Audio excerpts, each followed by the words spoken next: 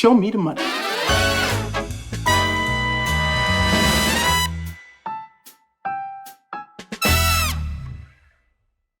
Vou até mudar de personagem agora aí. Agora começa do nosso jeito. O personagem jornalista saiu e vai entrar um podcaster. Cadê o WoW? Faltou o WoW. Não, faltou o WoW. Mas olha só, super especial, né? Primeira vez que a gente faz um episódio fora de terras brasileiras, pelo menos. Sim, e eu acho que nada melhor do que fazer aqui. O programa se chama Stock Pickers, apesar da gente estar falando muito sobre outros temas recentemente, mas isso está no nosso DNA, está na nossa veia, e nós temos um convidado que representa muito bem tanto o nome do nosso podcast, como também o conceito implementado por Warren Buffett. Em conversas informais daqui a gente até brincou, né? Se não existisse o Warren Buffett e a filosofia dele, o Stock Pickers provavelmente não existiria. E eu acho também que muita coisa ia ser diferente na vida de César Paiva, da Real Investor, que está aqui com a gente. César, é muito bom estar aqui com você. Bom, muito obrigado. É um privilégio estar falando sobre o Buffett aqui em Omaha. Com certeza vai trazer muita sorte para todo mundo. E esse é o grande Stock Pickers, né, que está se aposentando, que depois de 84 anos investindo em ações, essa foi a Assembleia número 60, né, que ele conduziu. É um cara que, se levar em conta que ele já doou mais o patrimônio atual, teria algo como 400 bilhões de dólares. Seria o homem mais rico do mundo? Mais rico do mundo. Eu acho que com uma história assim, cheia de sabedoria, né, seja para os investimentos ou para a vida, né. Então foi muito emocionante, assim. Eu sou um cara, eu diria que não muito emotivo, mas na hora que ele falou que ia se aposentar, confesso que o olho ficou vermelho e foi difícil segurar. Mas ele vai ficar para sempre, né? Talvez seja um dos maiores, não o maior investidor da história, né? Agora, César, para quem já foi na Expert e passa no stand da Real Investor, vê que tem um Buffett lá, né, de papelão, sempre, todo ano. Aliás, Buffett esse que a gente sequestrou, foi doado, né, na verdade, a gente usou no nosso estúdio durante muito tempo, e existe uma intersecção entre a sua história e a história do Buffett, né? Você leu um livro dele em 2001 que mudou sua vida, eu queria que você contasse um pouco dessa relação entre vocês dois. Muito bacana.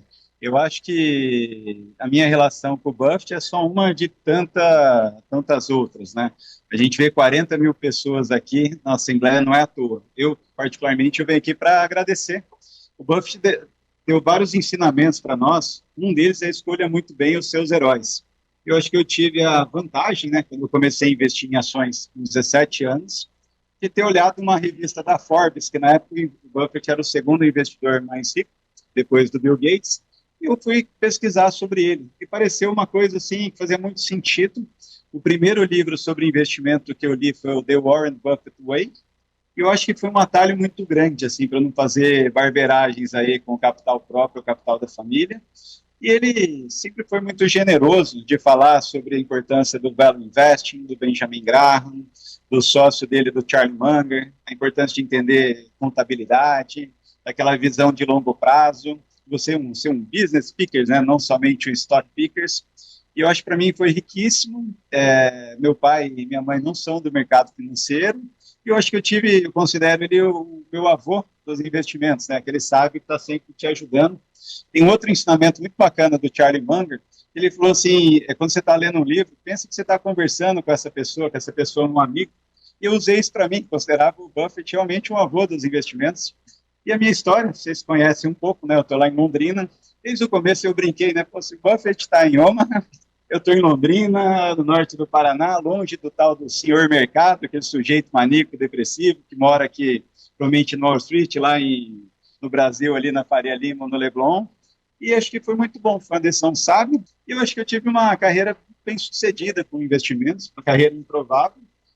Não trabalhei em gestoras, em bancos de investimento, mas eu estava bem aparelhado, lendo os livros do Buffett, seguindo a filosofia do Value Investing. Acabei trabalhando 2 anos numa instituição financeira, como bancário, e das contas comecei um clube de investimento, Real Investor. O nome é por conta de uma palavra que o Buffett sempre falava, the real investor, olha para o longo prazo, olha para a qualidade, olha para a gestão, e também inspirado no melhor livro sobre investimento que ele diz que já leu e ainda continua achando, que é o The Intelligent Investor, né? Então, a gente sempre quis ser esse investidor verdadeiro, né? Aquele que faz o dever de casa, que investe numa empresa apenas quando a oportunidade faz muito sentido, ou seja, tem uma simetria positiva, que eu acho que tem funcionado muito bem. Essa semana tem sido emocionante, a primeira vez que eu vim com antecedência. Eu fiz um curso do The Genius of Warren Buffett, fiz o curso The Wisdom of Charlie Munger, depois participei do Value Investor Conference. E essa semana também a Real Investor está batendo novamente a cota máxima no nosso principal fundo. A cota está em 22, começou em 1, então são 2.100% nesses 16 anos. Eu acho que é um dos melhores resultados entre todos os fundos de ações nesse período, né? Se não o melhor, um dos melhores. Está batendo a Berkshire? Eu acredito que é bem provável que esteja batendo uma pequena margem. Lembrando, né, que quando a gente joga a nossa moeda para o dólar, aí fica um pouco mais difícil, mas eu acho que ainda assim a gente bate o S&P nesse período.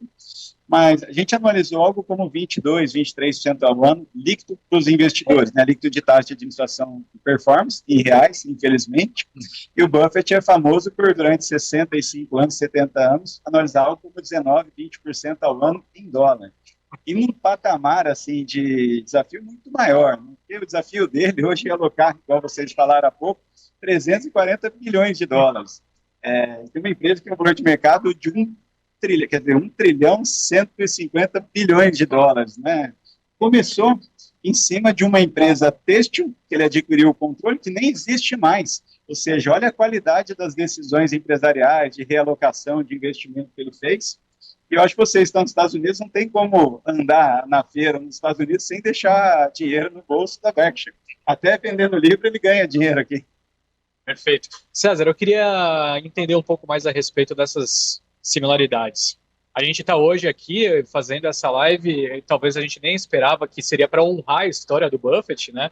Não estou falando, falando de um jeito que demonstra muito do carinho que essas 40 mil pessoas possuem. A pessoa, a personalidade e a capacidade de fazer investimentos por tanto tempo com uma rentabilidade tão alta. Você conhece tudo a respeito da história dele, você já veio para a Omaha diversas vezes e você comentou que vocês fizeram 3 cursos, né, ao longo dessa semana. Eu queria entender o que você aprende de novidade, o que você conseguiu vivenciar que talvez anteriormente não tinha tido a oportunidade até então. Sabe que eu tenho uma dificuldade para responder, porque eu acho que muito eu já aprendi. Lógico que a gente está sempre aprendendo, melhorando, mas a essência é mesmo que a mesma. Eu acho que muita gente vem aqui, eu acho que da mesma forma que a pessoa vai na igreja, né?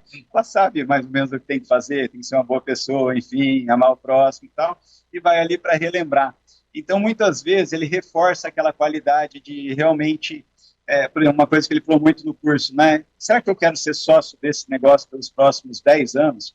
Parece uma pergunta meio óbvia, mas dá para você ficar durante dias, semanas, meses se questionando qual que é a perspectiva daquele negócio, você quer ser sócio daquelas pessoas, quanto que esse negócio vai gerar de caixa ao longo da vida, é a melhor oportunidade para eu ter. É questão da paciência, acho que ele falou várias vezes na Assembleia, você imagina alguém com 94 anos esperando por um momento, assim, infelizmente a gente nem sabe assim, se ele vai estar vivo, espero que por mais muito tempo, né? Mas é aquela questão da paciência, ao mesmo tempo reforçaram que ele está o tempo todo estudando e pronto para agir. Então, ao mesmo tempo que ele é paciente, na hora que chega a oportunidade, né, ele está pronto. Logicamente, a dificuldade de alocar é maior do que a nossa, mas eu acho que você olhar para coisas básicas, assim, ele olha muito para aquela empresa que tem um lucro por ação crescente ao longo do tempo, que tem um bom retorno sobre o patrimonial, um bom ROI, que consegue reinvestir capital a altas taxas ao longo do tempo. Ele olha muito para a alocação de capital. Às vezes a empresa é muito boa, ganha muito dinheiro, mas decide fazer uma aquisição muito ruim e coloca a empresa em risco. Aquela solidez financeira de preferir empresas sólidas, que geram caixa, com pouco endividamento, enfim. Ele criou na Berkshire uma holding, né, um portfólio de negócios, eu acho que muito resiliente. A gente tenta adaptar isso para o nosso fundo de ações, que tem empresas de diferentes segmentos, indústrias, né, para que a gente consiga ter um resultado, eu diria que adequado, né, ainda mais no Brasil, que as coisas são bastante cíclicas. Logicamente, a gente tem que adaptar para o Brasil. A gente não tem lá 5 mil empresas, tantas empresas assim, tão, acho que maravilhosas que nem a gente tem aqui. A gente tem que adaptar. Mas, por outro lado, você tem muitas oportunidades, tem um mercado mais barato. Enfim, então eu sou super grato. Eu acho que uma coisa que eu aprendi muito também nesses cursos, The Genius of Warren Buffett, fala muito do dia a dia dele, algumas curiosidades. Ele simplifica a vida ao máximo. ele não fica fazendo microgerenciamento das empresas que ele compra. A gente conversou bastante com o neto da Nebraska Furniture Market, contando algumas curiosidades. Ele comprou as ações lá do Nebraska Furniture, a empresa toda, ficou com 80% e a família com 20%. E daí tem uma entrevista que mostraram da Rose Blunk, e ela, assim, o que você mais gosta de fazer? Trabalhar. O que você faz à noite? Trabalho. Qual livro você gosta? Não tenho tempo para isso. O que você faz no final de semana? Eu passei para visitar os concorrentes, porque eu vou matar eles na semana que vem. E ela foi uma pessoa que o Buffett investiu, acho que com 87 anos, ela saiu do negócio, foi um dos grandes erros, que ele não assinou um contrato de no compete.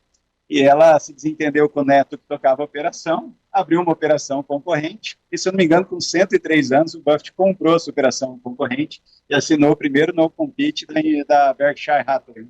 Então é um ambiente assim, de muita confiança. Todos os executivos que passaram lá, eu acho que ele é muito bom para escolher pessoas. Assim, você passa a gostar da pessoa, você vê que são pessoas assim, parecem muito íntegras, competentes, amam o que fazem, um ambiente super descontraído, eles sempre fazendo brincadeiras. Foi um executivo de uma resseguradora, foi o Ron Olson, que foi sócio do Charlie Munger. Tem uma curiosidade legal sobre o Charlie, né, que ele foi sócio no escritório de advocacia lá atrás, e ele é o conselheiro da Berkshire, inclusive ele se aposentou hoje, com 83 anos, porque colocaram uma regra que só até 80. E ele foi super favorável a isso, ele concorda. E ele comentou algumas curiosidades, né, quando ele encontrou o Charlie Munger com 30 e poucos anos, ele falou, já parecia ter 70 anos, assim, já tinha aquele ar, assim, meio de professor, né? Então, eu acho que tanta exemplos bacanas, assim, que eu tenho dificuldade, assim, para falar. Tem uma coisa que o Bob sempre falou, olhe para as pessoas que você mais admira, tenta relacionar quais características são essas, é humildade, é ética, é uma pessoa trabalhadora, enfim, tenta listar, olha para as pessoas que você menos admira, pô, esse cara aqui é arrogante, esse cara aqui é preguiçoso, esse cara não se desenvolve muito, não se cuida, enfim, e tenta tirar da sua vida. Então, são coisas simples, né? Sim. Falado pelo oráculo de Omaha, acho que ficam mais fortes. Eu achei interessante, ele falou que as pessoas devem buscar estar bem rodeadas de bons amigos, né? De pessoas que trazem coisas interessantes, porque as 5 que estiverem mais próximas de você, você vai naturalmente capturar e vai se assemelhar a elas, as decisões tomadas. Então foi uma... Ele ressaltou isso, né? A importância de escolher os seus amigos, né? Perfeito. Eu só queria fazer uma outra pergunta aqui para o César rapidinho, Paula, porque ele citou a respeito do Brasil. E a gente sabe que é muito difícil ser um analista puramente fundamentalista no país, porque a situação macroeconômica é extremamente volátil, a política também. Agora, o Buffett, apesar de ter essa característica bottom-up, ele deixa muito claro que algumas ponderações precisam ser feitas no macro. Ele disse que países com hiperinflação ele está fora, dizendo sobre a positividade de investir nos Estados Unidos por conta das características do país como um todo. E no Brasil a gente sabe como é difícil você saber o que esperar, né, César? Então, como que você, no dia a dia, consegue implementar o que o Buffett traz, o que você modifica para a nossa realidade? Bom, acho que o Brasil ele deu um exemplo, né, de países que não têm estabilidade de moeda, é um risco, né? Acho que ele fala o tempo todo da sorte que ele teve, que ele ganhou na loteria da maternidade, né? Ele nasceu, talvez, no melhor país, no país que mais prosperou, né? Talvez a gente não teve a mesma sorte, mas o Brasil acho que tem muita coisa boa, né? Eu acho que, primeiro, assim, a gente já tem uma certa estabilidade na nossa moeda faz uns 30 anos. Infelizmente, a gente está brincando um pouco com isso, mas, assim, está um pouco mais organizado. Uma das coisas que a gente faz, a gente exige uma margem de segurança e um retorno maior. Então, o Buffett citaram algumas vezes que, pelo menos, ganhar 10% em dólar, assim, seja uma referência para ele, assim, de custo de oportunidade. Talvez no Brasil eu tenha que ver alternativas que eu vou ganhar 15%, 20% ou mais, se não faz sentido. Então, acho que essa questão a gente tem que pagar mais barato mesmo, para fazer sentido. Eu acho que a gente não pode Buffett não é nem um pouco ingênuo, mas eu digo, aquela questão do macro e o político não importa. Eu acho que a gente é um pouco mais bottom-up, no sentido de olhar muito mais para as empresas e para o preço pago, mas a gente está sempre olhando ali como está a questão do macro, perspectivas, enfim, e muitas vezes, né, quando o macro está muito difícil, às vezes manter um pouco mais de caixa, a gente tem a vantagem de deixar o caixa no CDI também, que sim, não é uma má alternativa, assim, dependendo do cenário, e quando o mercado é muito mais volátil, ele gosta muito de falar isso, que o senhor mercado, que é o apelido que ele dá para todos os investidores que são sócios daquela sua ação, ele tem um defeito, ele é um sujeito maníaco, depressivo, é um sujeito bipolar. Então, em muitos momentos, ele te traz oportunidades a preços inimagináveis, você poderia comprar uma empresa por um preço assim que no mercado real não existe, em outros momentos, talvez de vender muito caro. Então, a gente, talvez, no Brasil, tem que tirar um pouco de proveito desse movimento, e é difícil a gente ficar com uma ação por 10, 15, 20 anos. Então, a gente tem essa cabeça, esse mindset mais de longo prazo, mas ao longo do tempo, se fica muito mais barato de compra, se tem uma oportunidade de vender para coisa melhor, então a gente vai trabalhando um pouquinho o portfólio. Mas eu diria que a essência é muito parecida. Logicamente, né, você não pode ser tão seletivo, porque, não vou investir em empresas de commodities, dependendo, você tira uma parte da bolsa. Não vou investir em empresas estatais, não vou investir em empresas que não tenham pelo menos 10 anos de histórico de lucro crescente, etc. Então, mas eu acho que, por outro lado, dado todos esses desafios desse mercado um pouquinho mais hostil, eu acho que tem muita oportunidade para quem insiste, né? Assim, tem sido difícil. Agora, uma coisa que vale reforçar para os investidores, comecei a investir em 2001. De 2001 a 2010, acho que o Brasil deu um baile nos Estados Unidos. Seja a nossa moeda, se não me engano, se valorizou bastante em relação ao dólar, ou em relação à Bolsa Brasileira, que deu algumas vezes a Bolsa Americana. Nos últimos 10 anos, foi um desastre. Mas pode ser, assim, não sou um analista, mas daqui para frente pode ser melhor. A gente tem uma eleição que pode mudar um pouquinho o caminho aí do país ali para frente. A gente parte de uma posição onde as empresas estão realmente baratas, nossa moeda está desvalorizada, enfim, eu acho que faz parte, assim, do investidor, né? Ele, o tempo todo, ele reafirma para a gente que ele não sabe o que vai acontecer amanhã, mas ele confia muito nas empresas, né? Eu acho, por exemplo, uma das ações que eu mais tive na minha carteira ao longo da minha história foi o Itaú e a Itaúsa, né? Você imagina o tanto de coisa que esse banco passou nos últimos 30 ou 40 anos, e está aí crescendo, lucrando, que é muito por conta de uma gestão muito boa do negócio muito bem gerido, né? A gente tenta levar essas coisas. Perfeito. Agora, eu chamei várias vezes de maneira errônea o evento de convento, né? Mas fui salvo porque ele fez o paralelo com a igreja, então eu acabei sendo salvo aqui pelo César Paiva, né? Mas é uma convenção que, como o Henrique comentou, você já veio algumas vezes, né? Então tirou vários aprendizados. E embora vocês ainda não comercializem, né? Ou seja, uma pessoa não pode entrar numa plataforma e investir na estratégia internacional de vocês têm uma estratégia hoje internacional dedicada a investir em ações fora do Brasil, né? E o que eu queria perguntar para você, César, era sobre os aprendizados que você tirou no evento. Acho que o Henrique abordou um pouco dos aprendizados nos cursos e nessas trocas, mas do que você viu que o Buffett falou hoje no evento, quais aprendizados você leva para casa, de volta para Londrina, e que você provavelmente vai aplicar lá dentro da estratégia internacional de vocês? Bom, vamos lá, né? Estou até pegando minha colinha aqui, algumas poucas coisas que eu anotei. Eu acho que teve muita coisa que é reforçada, então coisas novas são difíceis. Mas teve um comentário, ele é super político, né, que ele falou sobre a questão das tarifas ali do Trump, nem citou o nome, mas assim, dá a entender, né, que os Estados Unidos não pode ficar brincando com esse déficit alto há muito tempo, isso é insustentável, ele não sabe onde vai acabar, então isso tem que ser resolvido. Então ele acredita que tem que endereçar a corte de custos, talvez alguma medida de tarifa, enfim. Mas passou o Dodge, de certa maneira, né, que foi surpreendente. E ele é fã da simplicidade, né? Então acho que essa questão de eliminar a burocracia, acho que é música para os ouvidos dele. Mas ao mesmo tempo ele falou que você não deve contar vantagem em cima dos outros, ainda mais quando são países poderosos e têm bombas nucleares. Então assim tem que ser um certo cuidado assim com esses comentários. Você não vai pegar uma pessoa que você sabe que é meio bipolar e está armada e vai ficar tirando sarro ali que você está tirando vantagem em cima. Então, acho que esse cuidado, essa sabedoria, né, que seja nos investimentos ou para ajudar o governo, seria muito bacana, né? Uma outra coisa bacana que eu ouvi da filha dele nos eventos, e depois reforçou, ele é um otimista, assim, racional. é uma pessoa que ele gosta de ver. Ele deu até um comentário para uma pessoa mais nova, o copo meio cheio. Olha para as coisas boas, para a sorte que a gente teve. A gente nasceu num momento da história que é muito melhor do que nascido em 1500, 1900, enfim. Então, acho que ele tem esse otimismo, então acho que é uma coisa que ele reforçou muito. Uma coisa que eu gostei muito, um outro ponto, né? Infelizmente o Charlie já não estava aqui, né? Desde o ano passado, mas assim não tem como não notar o tanto de vezes que ele fala do Charlie, né? Sim. E eu anotei uma coisa aqui que o Charlie falou para ele, que ele comentou: nunca invista em algo que você não consiga argumentar contra. Sim. Ou seja, você tem que entender todos os argumentos para comprar uma determinada empresa. E você tem que inverter e saber onde que está pegando, quais são os defeitos, enfim, daí você vai tomar a sua decisão.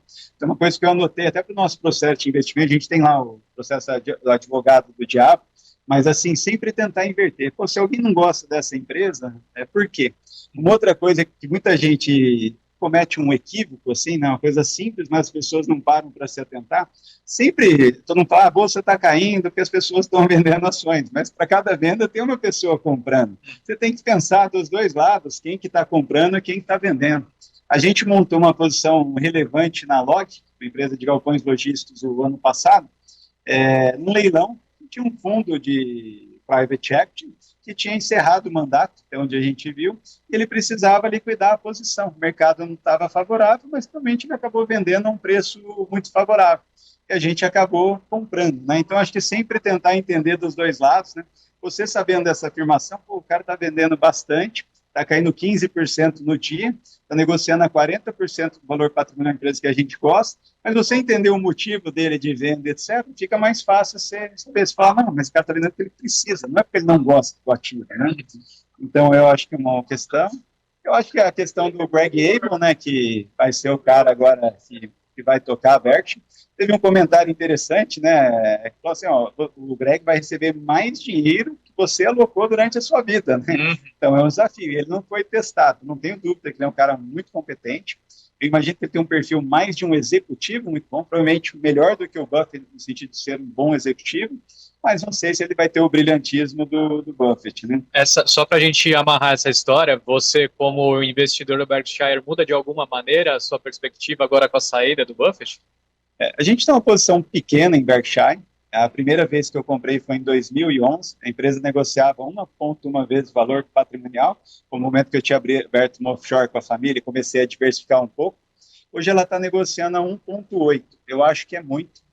O histórico dele é compor dinheiro a 19% ao ano e entregar um retorno em torno de 19, 20% sobre o patrimônio. A 1,8, se ele conseguir o mesmo histórico, isso vai estar dando pouco mais de 10%. O retorno nos últimos 10 anos, e daqui para frente, ele mesmo fala, tende a ser muito menor. Então, a gente olharia mais um retorno composto, algo como 12%, 13% ao ano em dólar, do que o histórico, né? Eu acho curioso as ações subirem nesse ano, sendo no momento que ele está ficando mais conservador, ele está passando um recado para os investidores, ó, não estou vendo muitas oportunidades, estou com 340 bilhões em caixa, rendendo 4%, 5%, quer dizer, traz o retorno para baixo, e as ações estão tradando no all-time high, né? Então, eu acho que é uma curiosidade, e eu acho que o tamanho não me deixa muito empolgado. Aí não é culpa do Buffett, né? Tem muita gente que fala que o Buffett perdeu um pouco do brilhantismo, o desafio dele é outro. A gente na Real Invest, né, começou como um clube pequeno, tem crescido, hoje a gente está gerindo na gestora como um todo pouco mais de 8 bilhões, mas em ações algo como 4 bilhões de reais. É muito difícil. Era mais difícil ganhar dinheiro no começo? É muito mais fácil, né? Mas eu prefiro o desafio de agora, né? A gente também quer estar na primeira divisão aí dos fundos de bilhão. Mas a gente tem claro que a gente não vai ser o maior, a gente quer ser o melhor, né? Mas é muito mais desafiador. Se eu vou montar 5% numa posição de determinada empresa, são 200 milhões de reais. Aquele comprador que está vendendo hoje a 10,05, ele não fica esperando ali. Você compra, dali a pouco é 10,10, 10,15. O cara que você atravessou na frente, opa, calma aí, eu queria comprar 10,5, o cara foi na minha frente e comprou, agora eu pago 10,10. Aí você sai do book, espera janelas aí de mercado um pouquinho mais deprimidos, enfim. Mas eu acho que é um desafio bacana, mas o desafio do Buffett é outro. Ele falou várias vezes, né, que tem que ter paciência. Imagina que ele, em 1969, ele devolveu o dinheiro da Buffett Partnerships, ele não tinha muitas coisas para fazer com dinheiro. Foi um dos melhores momentos assim para tomar a decisão, porque depois o mercado foi horrível. E em 98 ou 99, ele com caixa, todo mundo criticando ele, que ele não era, ele tinha perdido a mão, né? Teve uma década muito boa. Antes de 2007, 2008, ele já estava conservador de novo. Assim, a mensagem que ele está passando para a gente é um mercado com uma margem de segurança, uma simetria que não é tão favorável, talvez não para todo mundo, mas para ele, dado o tamanho, né? Eu acho que é um sinal para a gente ser mais conservador, né? Acho que tempos difíceis, né? Mas, enfim, eu acho que esses pontos ali, acho que muito a gente vem aqui para relembrar, reforçar, e eu saio daqui cada vez mais convicto dessa estratégia, dessa filosofia. Eu participei também do Value Invest Congress, que vem gente do mundo todo, investidores de vários países que usam essa filosofia, muito bem sucedidos, falarem dos exemplos, dos cases. Eu acho que continua. Uma curiosidade do curso também, o Value Invest às vezes é criticado por não olhar para crescimento, para growth e tal. Um dos professores falou, o próprio Benjamin Graham já colocava naquela forma que ele colocava lá, você colocava 8,5 mais 2 vezes o crescimento, quer dizer, ele de certa forma já colocava na época, né? Então faz parte. Maravilha. Agora, para a gente amarrar essa história toda, eu tenho uma última aqui, Henrique, que é a seguinte, durante o evento, que eu achei interessante das pessoas que tiveram a oportunidade de fazer uma pergunta para o Buffett, né? Tiveram muitas nacionalidades diferentes, né? E pessoas fazendo convites para o Buffett. Muitos asiáticos, né? Sim, muitos asiáticos, mas pessoas fazendo convites para o Buffett investir na geografia, né, dessas pessoas, né? O mais curioso que eu achei de todos foi um convite para investir na Mongólia, né? Então foi algo realmente que eu não esperava ver, achei super curioso ali. E o Buffett, recentemente, como a gente mostrou aqui também na nossa transmissão, né, a Mari Segali explicou, abriu investimentos no Japão, né? E ele fala muito sobre, inclusive ele falou no evento sobre o otimismo em relação a isso, né, uma tese de longo prazo que ele investe lá. Só que, obviamente, existem diferenças, né, entre as geografias e as condições também. Você fez a sua carreira, até aqui, pelo menos, né, investindo em empresas brasileiras. Recentemente abriu esse fundo, que é uma estratégia de diversificação internacional do patrimônio de vocês lá, proprietário, dentro da Real Investor aqui nos Estados Unidos. É um investimento, um fundo que investe em ações fora do Brasil. Eu queria saber de você, Paiva, quais são as adaptações que você fez para fazer o inverso, né? Então a gente falou até agora do que se adaptou do Buffett no Brasil. E como é que você hoje olha para esse investimento aqui com todos os desafios que o Stetter comentou em relação ao cenário e às próprias companhias? Bom, acho que daí ficou mais fácil, que eu não preciso adaptar, né? É só copiar, né? A gente aprendeu muito, né, estudando os exemplos do Buffett. Inclusive tem uma série de livros que estudam os investimentos que o Buffett fez no início da carreira, até chegar a 100 milhões de dólares, até 1 bilhão, até 100 bilhões, depois de se tornar uma das maiores empresas e mais admiradas. Então, acho que não é nada novo que a gente faz. A Real Investor, assim, cresceu, acho que até um pouco da inspiração da Berkshire, né? A gente é uma gestora, a gente entende que é uma fragilidade você ser uma gestora de uma única estratégia, e a gente tem gente boa, então a gente criou um fundo multimercado, depois criou uma estratégia imobiliária, né, com o fundo imobiliário do Estado, tem um time também tocando estratégia de crédito, eu já invisto em dinheiro próprio da família desde 2011 lá fora, e 4 anos atrás, já com sucesso, 4 anos atrás a gente decidiu abrir o Real Investor Global para alocar nosso próprio capital de pessoas próximas, logo depois dos clientes, né? Esse fundo já está completando quase 4 anos, tem um patrimônio em torno de 100 milhões de reais, tem entregue um retorno assim muito bom, assim, um retorno assim bem próximo do S&P. O S&P não é necessariamente o nosso benchmark, a gente sabe que essa janela foi muito favorável para o S&P, puxado pelas empresas de tecnologia, mas a gente tenta fazer um pouco o que o Buffett fez no passado e que é o nosso DNA, né, que investiu um pouquinho nas small, mid caps, empresas menos acompanhadas. E aí eu acho que a gente está na Disneylândia, né? Logicamente a gente dedicou uma parte do time, né, para fazer esse trabalho. Estou até com um analista aqui que está acompanhando aqui de perto. Berkshire, uma das posições é 1% para dar sorte, era maior, a gente reduziu aqui recentemente. Mas imagina o meu desafio, né? Lógico, tem muito mais concorrência. Por outro lado, eu tenho um país muito mais pró-negócio, com 6 mil empresas para escolher, a gente se sente meio perdido assim na Disneyland. Essa tem sido uma dificuldade. No Brasil, você fica um tempão tentando encontrar uma ou outra empresa que você queira investir. Aqui nos Estados Unidos você encontra várias, aí você tem que ir filtrando, porque senão você fica louco, né? Então, acho que a gente tem que fazer screens muito mais rigorosos. Por incrível que pareça, eu acho que o mercado ficou muito esticado nas empresas mais líquidas, nas empresas que fazem parte do S&P, mas tem várias outras empresas que você consegue encontrar negociando relações preço-lucro de 7, 8, 10 vezes, com crescimento, retorno interessante. Então, a gente está super animado. E eu brinco, né? Se a gente está saindo bem no Brasil, e às vezes me perguntam, né? Mas qual é o seu diferencial lá fora? Eu falei assim, num país que pouca gente prospera, 16 anos, a gente tem conseguido ir bem, entregado uns melhores retornos, num país que eu acho que tem mais gestora do que ação na Bolsa.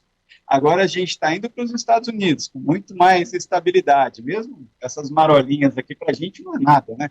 A Bolsa Americana caiu 15% agora esses dias, né, por conta da questão da tarifa. O próprio Buffett falou, se você não consegue ver uma queda de 15%, você não devia estar investindo em ações, isso não é nada. Teve vários momentos na história do Buffett que as ações da Berkshire caíram mais de 50%. Então, e a gente tem um monte de empresas boas, assim, e eu não tenho o desafio igual do Buffett, eu tenho que alocar hoje 100 milhões de reais, pouco mais de 15 milhões de dólares, né? Quando ele fala dessa realidade difícil, oportunidades, é para alguém que está olhando de cima, 1 trilhão, 150 bilhões de dólares, 350 bilhões em caixa, e que todo mundo com um radar olhando, né? Eu estou quietinho. Então, a gente está super animado. Eu acho que o brasileiro, muitas vezes, se dá muito bem, assim, em vários mercados, né? Uma série de executivos de empresas, a gente, como Reinvestor, né, lógico, estamos nos primeiros 4 anos, a gente está super animado. Eu acho que pode vir um crescimento e um resultado bem interessante. E para a gente, como negócio, o mercado brasileiro é relativamente pequeno. A gente não tem muito histórico de gestoras com mais de 10 bilhões de reais em ações no Brasil, bem sucedidas, assim, com track record bom, é muito pequeno. Agora, nos Estados Unidos, assim, um fundo de, às vezes, 1 bilhão de dólares, não é nada. A gente está super animado e eu acho que é uma diversificação, porque a gente tem uma opção para os nossos clientes, né, que gostam da nossa filosofia, eu acredito, de poder investir assim, num fundo com essa nossa cabeça aqui fora ou aqui. Né? Perfeito. Inclusive, eu acho que fica lá, vale um Stock Pickers no futuro ali com o time do Real Investor Global. Aqui. Sem dúvida. Muito bom. Hein? Sem dúvida. Bom, eu sei que está todo mundo aqui com sede, faz tempo que a gente não bebe água, trabalhando desde cedo. Eu queria só fazer uma última pergunta antes da gente ir embora, César. Eu sei que a nossa audiência adora escutar você falando sobre ações. Se você tivesse citar uma queridinha atualmente, tanto nos Estados Unidos quanto no Brasil, qual que seria a empresa? Vamos lá. A gente tem uma questão que, vira e mexe, a gente muda de ideia, né? E quando a gente fala de uma outra empresa, sai um highlight, assim. Mas eu acho que hoje, eu vou até pegar um gancho que eu falei há pouco, assim, a Log, Commercial Properties, acho que é uma empresa que a gente tem gostado bastante, né? O disclaimer, né? A gente tem quase 11% da empresa, então a gente gosta. É uma compra que a gente reforçou bastante recentemente, né? Até comentei da saída de um fundo.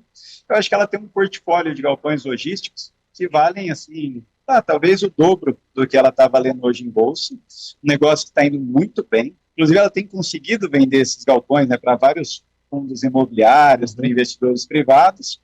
Deve estar negociando algo como 5 vezes o lucro.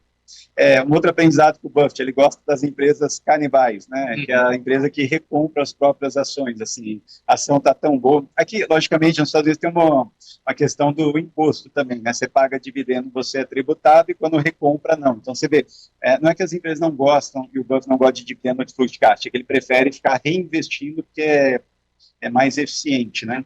Mas eu acho que a Log deve ter recomprado uns 15% das ações nos últimos 12 meses, tá? A própria administração super empolgada aí com a empresa, deram um guidance, assim, de vendas e de dividendo bastante interessante. Eu acho que é uma empresa para ficar de olho aí. Mas só lembrando, né, a gente tem um portfólio, ultimamente no Brasil, uma das coisas que a gente aprendeu, vale a pena ter uma certa diversificação.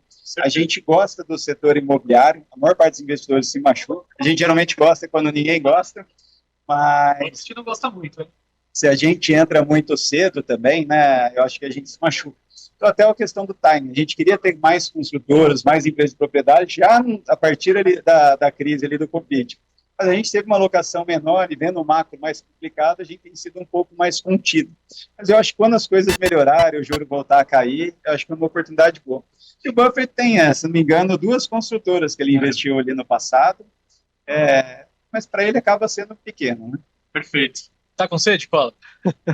Muita sede. Bom, eu vou amarrar aqui, eu acho que não tinha jeito melhor de fazer um Stock Pickers aqui em Omaha, aqui não, com o César Paiva. Então, César, já queria te agradecer. Também convidar vocês aí de casa a acompanharem o trabalho da Real Investor, que é super interessante. Eles têm redes sociais, os fundos estão abertos, não, os fundos que estão abertos ao público estão disponíveis nas diversas plataformas. Queria agradecer também a todo o nosso time, né? Tanto a turma que ficou na cobertura hoje, sábado, né? Nós já fizemos isso, né? A galera ficou lá do estúdio hoje, de plantão, ajudando a gente. Também nos outros dias que a gente esteve aqui, a turma dando apoio, que foi feriado no Brasil, e a turma dando apoio pra gente na edição, na redação. Queria agradecer o time que tá aqui também, né? Nando Lima, o homem que é multifaceta, né? Fez tudo, basicamente, aqui, em termos de audiovisual, captação, produção, edição, tudo. Dirigiu a gente, se virou, foi na Best Buy para comprar tripé. Ele faz tudo. É impressionante. E os vídeos que a gente está entregando, assim, modéstia à parte, tô olhando como espectador mesmo aqui, não tô viesado. Ficaram lindos. O Nando é um cara muito preocupado com a qualidade, fica até ansioso por isso, né? Mas é a paixão que ele tem e a vontade de entregar coisas excelentes. Também tem a representatividade aqui de Mariano Segala, né? Tem alguém responsável na turma. Tinha que ter algum adulto na sala, né? Mário Segala, que também esteve aqui conosco, fez toda a cobertura. É um trabalho incrível. Acho que o Infomoney ter sido um dos primeiros portais a noticiar, né, a aposentadoria do Buffett, por assim dizer, sai muito da mão dela também, que estava por aqui. Então, agradecer também ao trabalho dela. E para amarrar aqui a gente, né? O Buffett falou sobre escolher bons amigos. Vou tentar não me emocionar. E também disse para você procurar aquilo que você ama, trabalhar com aquilo que você ama, né? Antes de vir para cá, eu escrevi uma coluna. Eu tenho o privilégio de ser colunista no Infomoney. Eu escrevi uma coluna que o título era Mãe, estou indo para Omaha para falar com Warren Buffett, né? E lá eu dizia que o sonho de todo financista é estar aqui, e não era diferente para mim. E eu queria muito estar aqui. E eu estive aqui quando o Buffett anunciou a saída, né, enfim, da Berkshire, a sua aposentadoria. Acho que a ficha está começando a cair agora. Eu, de fato, consegui encontrar... Eu queria falar para o Buffett, se ele estiver ouvindo a gente, provavelmente não. Mas, Buffett, eu encontrei os dois. Eu faço o que eu amo com os meus amigos. Então, eu só estou aqui, provavelmente, pela nossa amizade também, Henrique. Sim. Então, eu queria te... uma pergunta também, queria falar com ele, se ele assistiu o Stock Pickers aí, thank you, Warren. Mas eu queria te agradecer, H. Uma grande honra. Não só por isso. Tamo junto. A gente falou que ele saiu, né, parecido com o basquete, né, com o Michael Jordan, né, no Last Dance, o All Time High. Então, aqui eu acho que é o fruto do trabalho de anos que a gente fez também. Então, eu quero agradecer a todos vocês que nos acompanharam e que fizeram esse sonho aqui ser realizado, ser possível. Tá? A gente vai ficando por aqui, é o fim da nossa cobertura, pelo menos presencial, mas como a Mari disse, vai sair muitos conteúdos aqui, então acompanhe o Infomoney, acompanhe o Stock Pickers. Um beijo. Tchau. Show me the money.